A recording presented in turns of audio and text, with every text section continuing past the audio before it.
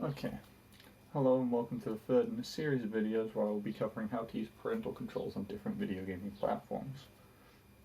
Now today we have a short one because Nintendo is an exception in that not only do they have parental controls readily available and advertised on their website and so forth, but they actually also have tutorials on the parental controls immediately available, so I don't have to do very much legwork here, but I will just quickly show you where it is and explain the options, just in case it wasn't clear.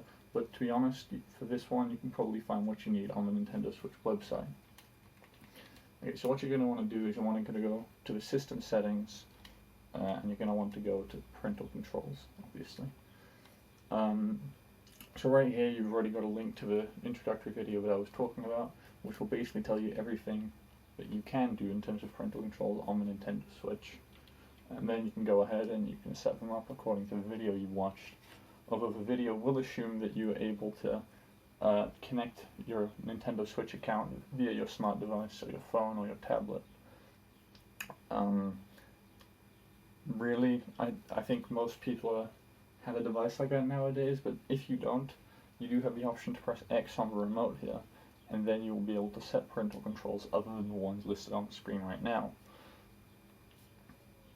So you do that, and then you can restrict basically based on age rating, and you can actually customize it as well.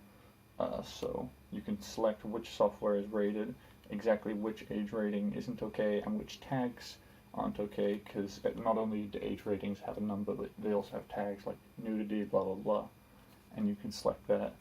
And then you can also restrict things like screenshots and other social networking. And this is just basically just to protect them from strangers on the internet. And restricting purchases on the Nintendo eShop. As long as your kids don't have your payment information, you shouldn't need this, but you're going to need to connect your account to the Nintendo Switch online for that to work. So if you can't do that, then you don't have to worry about that.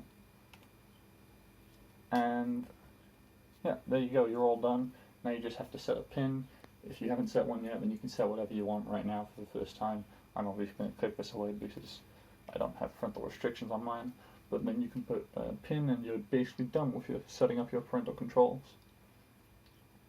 Sorry for the shorter video. I said I'd make a video on the Switch and didn't realize how well communicated the parental controls were by Nintendo themselves, which I guess I'll applaud them for.